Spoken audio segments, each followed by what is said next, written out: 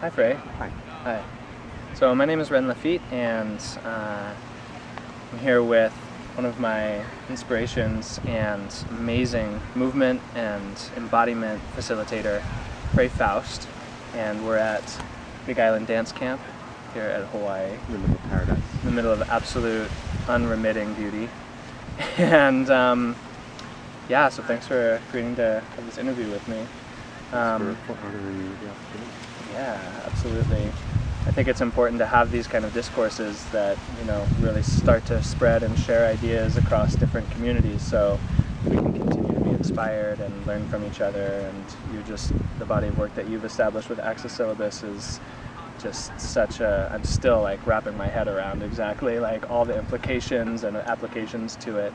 So I'm just really excited to get kind of a a wider lens perspective, and of course any detail that you want to go into about the work itself, and I'm sure we'll wind and weave a little bit.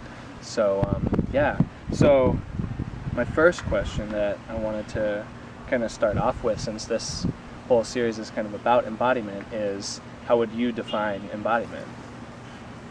Embodiment is the finding of form. It's, I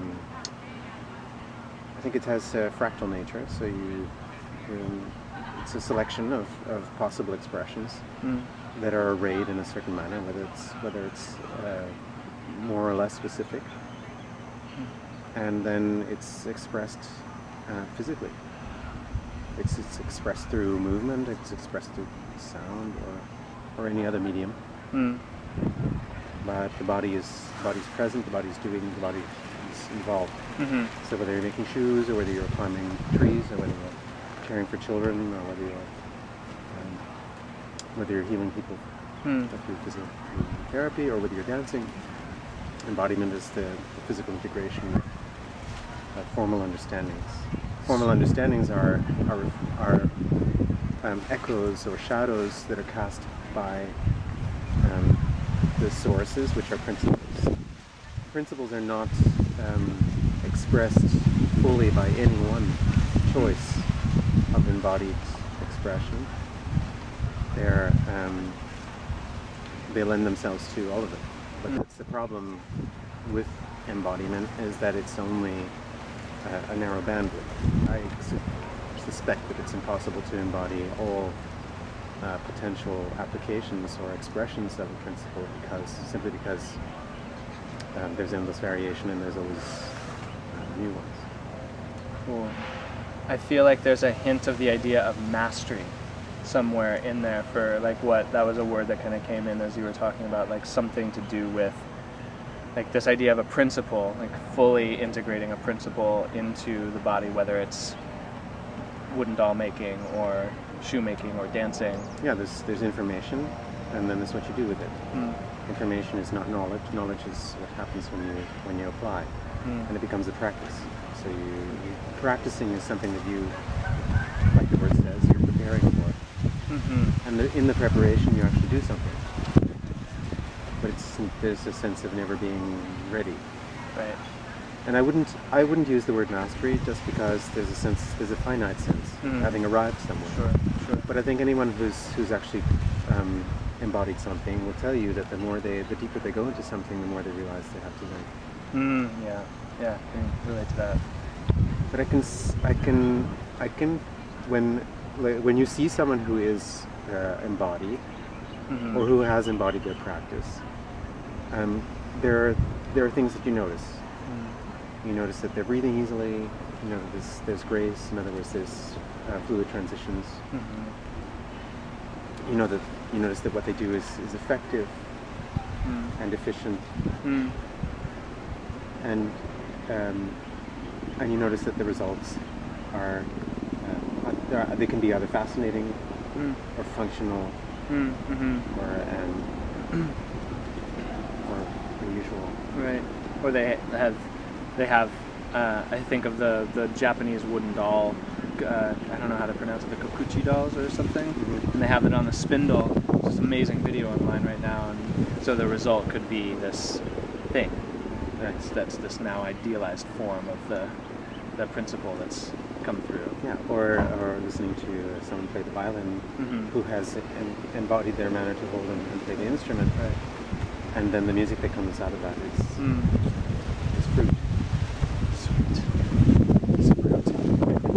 So how would you define or not necessarily define, but speak of the principle that you're working to through Axis Syllabus? Yeah, the Axis Syllabus, I think, is an attempt to organize to these principles, of which there are several, many. And then the invitation is to everyone else who's interested in it to share their embodiment. And I wouldn't presume to be able to embody all of these principles. To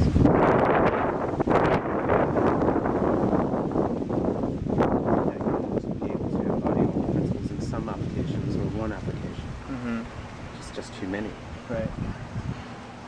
But I keep working in my way, to try to go towards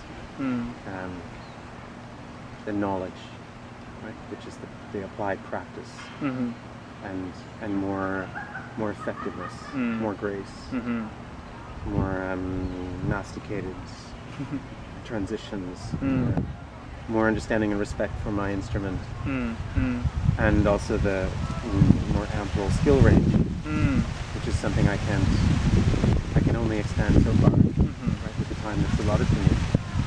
But when I share with other people their experience and expertise, I can see I can get benefit for my own pathway. Because I understand by taking another point of view, and then I understand that we're working on the same principles in a different manner, or the other person is working on a different principle that I don't have the time, but I can appreciate. Right.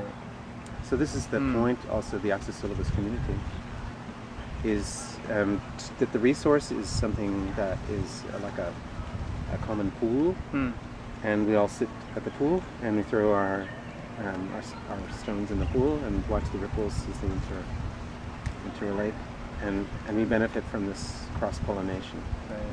Nice. The gathering of knowledge, and also to see, we came with this stuff and it's not really relevant, and who told us that and why, and I'm like going to the and inviting a critical stance towards what's considered common knowledge, or even challenging intuition. And when we try for experiments to try to also practice the scientific axiom, which is to attempt to refute what we presume. And that's the acid test. Sometimes then we come up with confirmation of our impressions, and sometimes we find out that there's other options for understanding certain phenomena. And there's a whole list of things that were commonly understood assumptions in the dance and training world that we feel should be reconsidered. Awesome. Wow, there's a lot there. God, I could go and feel like I could go in like all kinds of different directions with that. Basically, what it is an archive. So this is a list. So it's not a practice, Right. and it's not a method. It feels like It's a reference. Yeah. For anyone who wants to use it. Right. We pick up the book and we attempt to try to list everything that we've considered in an accessible manner. Cool. And we review it, and we edit it, and we toss out what we feel is no longer relevant, or what's too complicated. Try to find more accurate formulations for things, or bring in the things that we feel that are pertinent and help. Cool. We were talking about evolution and the big picture of history at lunch the other day, and so I'm curious if you feel, or what do you feel, the function of embodiment or becoming embodied is at this state, current place in our evolution. If it has, or if that's, and you can throw that question out if you feel like it's... I think that there's very little difference in our biological needs Mm-hmm. now as they were at the beginning of the evolution of our species. Mm-hmm. Anatomically speaking, we haven't really changed much, Mm-hmm. at least not according to the available findings. Sure. So we need to move. That's apparent in both micro and macro structures and overall tone and circulation health and so on. Mm-hmm. We need to move. So that's a given. Cool. And then there are such old traditions in human history of movement patterns and that are embedded in ceremony or celebration, etc., etc. It's really not long ago that everyone did it. Right. And that's actually very, very recent that it's become an inhibition in certain places in the world. Mm-hmm. Yeah. And then there's, I suppose we should talk to an anthropologist to try to understand why that happens. Sure. I can conjecture. Mm-hmm. Mm-hmm.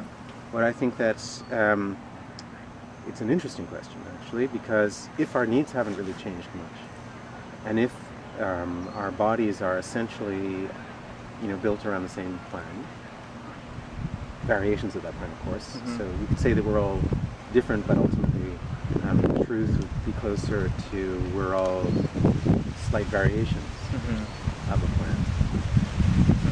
Then our relative, the kinds of things that we need remain pretty much the same. Unchanged, right. They remain unchanged. And so it begs the question, why do we need all these different methods? Why do we need all these different approaches?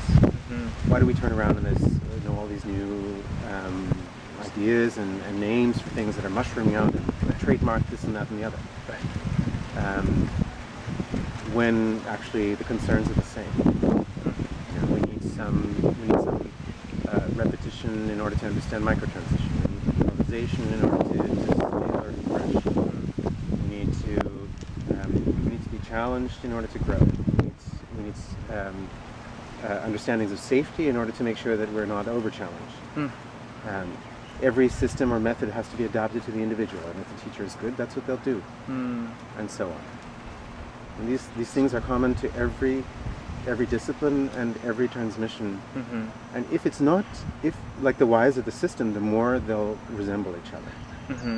You'll find remember, and then somebody comes up to you and says, what you do reminds me of, etc., etc., and you can find cues and clues in every place in the world. Totally. Yeah. At what point in history do you really want to choose the starting place? And then that was what caught me the other day in the conversation. It was just like, oh, right, I'm choosing to start history at this one particular time, forgetting that African American music has been going African music has been going for centuries and centuries beforehand. So, and actually, since we all started there, we could say that those traditions have migrated and are part of and support every other culture. Right. Yeah. It's really difficult to actually make distinctions. The thing is that what anthropologists talk about is when species migrate, and they develop different characteristics in new conditions. After a certain point, they're no longer they look very different from each other. So you stop seeing the progression. I was in Benin in a dance class, and they were visiting people from Ghana, and the Beninese members of the class, at one point they broke out into their own traditional movement. And the Ghanans tried to do it and couldn't. And the Beninese ridiculed them. And it was a moment where, here you're on the African continent. I think everyone, they all understand how to do the same. Right.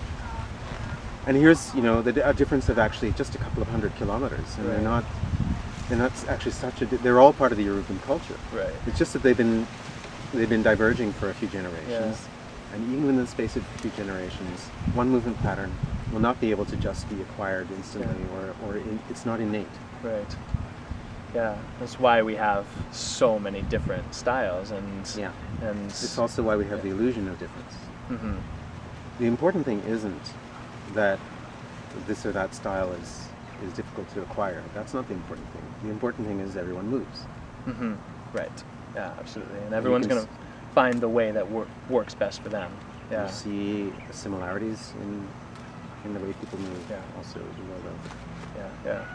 Or what do you feel is unique about your particular path into embodiment? And I think that it's kind of covered that, like, maybe that doesn't actually apply, because what you're really offering is more of a praxis for finding your own unique place into.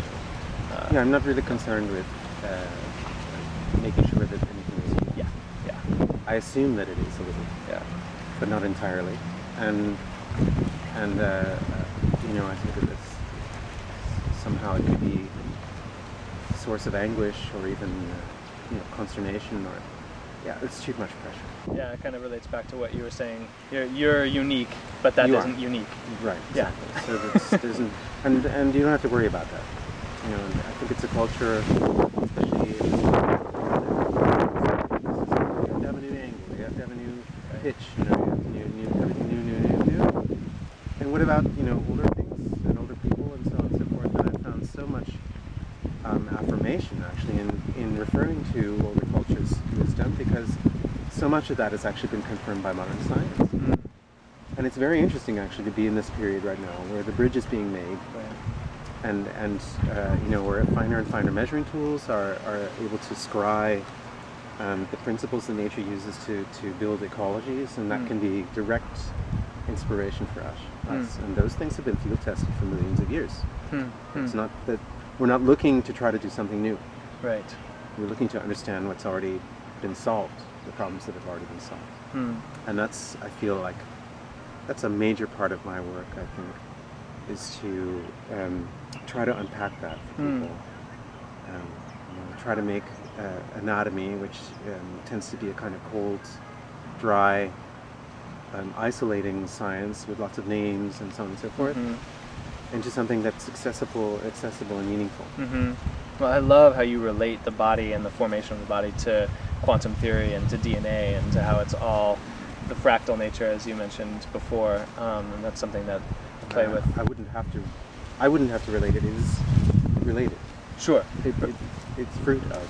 Sure, absolutely. Just putting it in that common vernacular as you do, though, to bring it more into people's awareness that we aren't separate, we aren't just some anomaly in evolution, and we are in fact just an extension of the basic building blocks of the universe.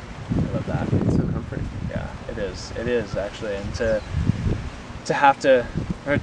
be able to bring ourselves out of that, like, I have to be something brand new, I have to invent something new, and instead, like, putting the focus back onto, what's just here. Like, I was a big Star Trek fan growing up, and the space, the final frontier, it's somewhere out there, and instead it's like, no, the body, like, inside is the final frontier, is kind of what I've started to play around with, and it's so nourishing to hear you kind of affirm that in your way. So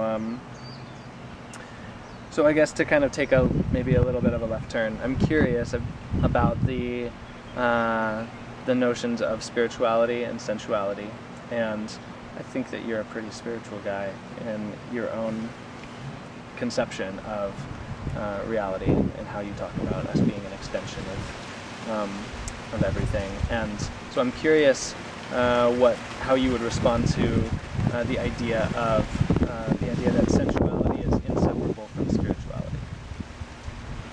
Yeah, I would say generally that nothing is separable. The names that we give to things, language itself is problematic because we categorize, and when we objectify subjectivity like that, we create objects that we think are separate. So we could say body and mind, Right. but that's an illusion. You can't have one without the other. Exactly. I just to maybe a word to my own sense of what spirituality might be. When I was growing up, I had the privilege to be in a place where there were many religions represented, and what I came to understand is that they were all expressing fundamentally the same thing, just like human movement is based on the same principles. Just like everything in this universe really works around mass and gravity and the interactions thereof. So I wouldn't think that one or the other are less. Of course, in one perspective, you're going to see things and understand things from a way that you wouldn't from another. And in that sense, they're all valid and interesting. And I could never, because I had this privilege, I was never indoctrinated to think that one would be wrong. But what I have seen in human history is a cycle of belief systems become weaponry to use to shore up prejudice or judgments about people who believe different things in a different way. And that's because there's kind of this attribution through the violence, that the violence is somehow related to the belief system, and so those people who believe like that are our enemies. Right. It's kind of tribal warfare. Right. Well, spirituality, I think, is something that is innate. I think that it's something that's essentially human. It doesn't need a name, it doesn't need a particular religion or a ritual, but it will manifest as such. Even if I tend to resist giving names or so on and so forth, but I will borrow the names that are offered to me. So I can go to Benin, and participate in a Vodun ritual, or I can sit in a church, or witness a wedding, or watch a sacrifice. You know what I mean? To me, it's like very much like watching a dance, a contemporary dance. The same kind of thing.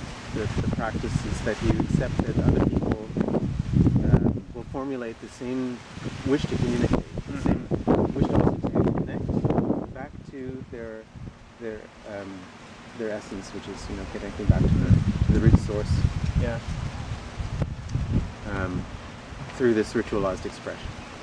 So you put it on stage, and everybody has their brand name and something. Just look past that for a second. Right. And spirituality, I think, is a formulation of an ethical code. Spirituality has to do with morality. Spirituality is something that's fluid, something that needs to be adapted and reorganized from time to time. Life is emergent. And this also, I think, through the cycle of persecution, sometimes spiritual systems become too rigid and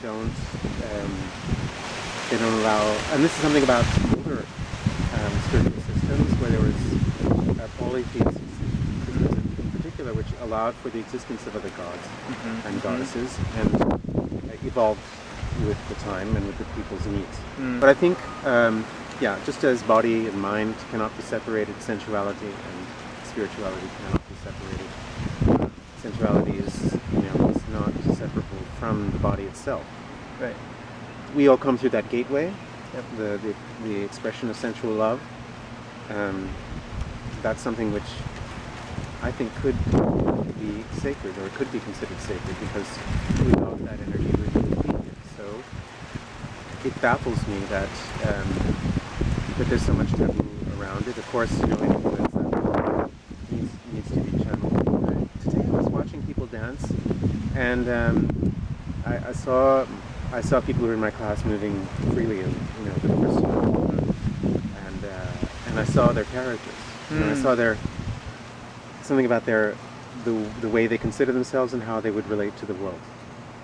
And it's like their heart is on their sleeve. This kind of thing. Yeah. And it's a kind of nudity. It's a kind of it's a revelation that is akin to that, because it's something that you can't hide. When you do that. And I was thinking that just as nudity is repressed, just as sensuality is repressed, so dancing is also is repressed because it reveals. When somebody moves, you see them. They can't hide. So in a way, it's like nudity. They're taking off their customs. They're taking off their masks, and you see them revealed in all their awkwardness and their grace. Yeah, I love that. It's awesome. And it's the reason maybe why it's repressed. Right. Yeah. Because it makes us vulnerable. Right. And that relates. Yeah. So, and to have the senses intact is to be intact and in touch with our humanity, and therefore in touch with that place that we come from, the sensuality, makes us vulnerable. Yeah. But at the same time, when we practice revealing ourselves, that makes us stronger. Makes us more resilient. You know, because we get used to revealing ourselves. You know, we develop. It de-traumatizes it. It makes it normal, pedestrian, exactly, so that we no longer gawk and are in shock or feel worried about how people see us. Right. Yeah. Oh, I love it. Yeah. Sweet. What else? Almost out of time here, but I guess for you specifically, I'm curious. Why do you feel it is so important for dancers to have an understanding of what is innate to us, which is our anatomy? Yeah, it's amazing that it needs to be said, right? Well, some dancers feel that the knowledge of their bodies, its history, and its limitations and attributes could limit them. Because they somehow feel that if they're ignorant of those things, that they'll be free of them. Yeah, I'm all right. I don't want to, take away anybody's toys, but my sense of it is that that's really a lie. It's a lie that's kind of promoted in a demagogic fashion, where leaders who appeal to this wish to triumph over natural laws and evade them. But I think that it is possible to transcend them, but not through ignorance of them. We would have to understand, how things work in order to be able to turn them to our benefit. And this is where I feel that dancers who reject them, reject this knowledge, place themselves at a higher risk of injury and curtail their careers, I think, in a tragic manner. So I think it would be really important also for the allowance for the ripening of expression through life experience, that a dancer understands how to protect and nurture their instruments, so that as they grow, they become more. It becomes more. And every gesture is then full with this sense of the meaning of life. So it's not just a raw expression of energy, which is fine, but then it becomes more refined and more sophisticated. Yeah. And if the dancer is so injured that just to get up on stage, or to get into a certain situation that costs them too much pain, then they might desist before the maturation of the way to express things, and that represents a loss. So it's like a loss, when you cut down a tree in the forest, or when a species goes extinct, or every kind of expression nurtures another kind. Sure. Yeah. So I think, it's very important for someone who moves, who uses their body as an instrument of expression, understand how it's made, and understand what it suggests, and what its specific parameters are. And then see if you can expand the limits. Of course, I don't think that we shouldn't take risks. We need to take risks, obviously. Otherwise, we don't get strong. But the risks probably should be calculated, and calculated on the basis of understanding. It's through the rigor, right? The willingness to. I think of these structures in the body as intelligent. So it's like getting to know your neighbors. You're living with intelligent beings who make decisions with or without your approval. And that's something that I think scientists point out. You look in the mirror and you think that you're an I, like in the sense of a unity, but ultimately that's not so. You're a we. You're a metropolis. This narrow sense of self inhibits the dialogue, and so that I think that one of the main sources of injury is this tendency to dictate to the body, to order it, to do things without taking account of signals and messages and communication coming in from all sectors. So for me, the study of anatomy is about learning the names of the characters, the history, the family history of the structures that live and work inside this membrane, the skin. That's awesome. I love that. Making friends with it. Yeah. And instead of, well, sometimes dictation might be necessary, but when possible, poll for votes. What do we want to do consensus. today? Yeah, I feel like that's a practice that I haven't ever formulated in terms of like, all right, body parts. Well, how do you feel like moving today? It's more of an intuition, and I know that's one thing he was talking about questioning earlier. But whenever I walk into a room or a dance hall and I hear the music and I see the bodies, and first thing that I kind of do is just kind of settle into myself and say, okay, what's wanted to come out of me, rather than just like, oh, this is how I move now, and now I'm moving.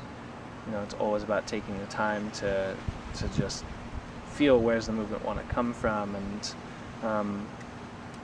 let it emerge naturally, and then let the music start to influence, and then let other people start to influence. So connecting to myself first, and myself now, I'm gonna start thinking about it probably a little bit differently. Self is all of this, not just whatever.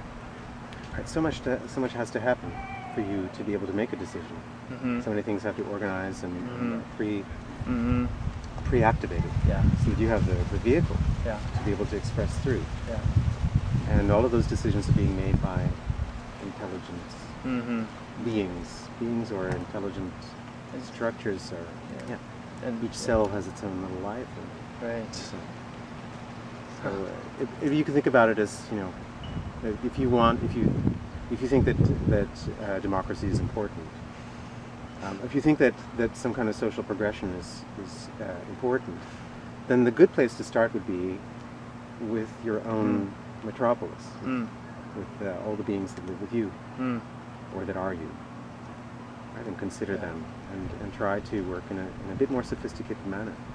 Think like the difference between control, mind over matter, mind over matter. Even that expression, which is like top shelf value, spiritual value, implies that your body is this kind of inert, unthinking, stupid, like soulless substance that you drag around like baggage, rather than an interactive being, something that could respond to you, something that can second you, something that can also disagree with you. And if you want, like, it's a bit more troublesome, right, to get into dialogue.